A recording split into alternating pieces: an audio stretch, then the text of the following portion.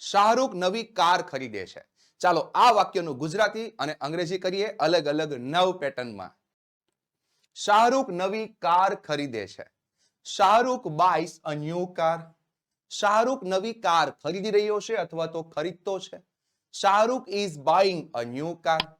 શાહરુખે નવી કાર ખરીદી છે. Shahrukh has bought a new car. શાહરુખે નવી કાર ખરીદી. Shahrukh bought a new car. Shahrukh નવી કાર ખરીદતો હતો અથવા તો શાહરુખ નવી કાર ખરીદી રહ્યો હતો. જેનું અંગ્રેજી થશે Shahrukh was buying a new car.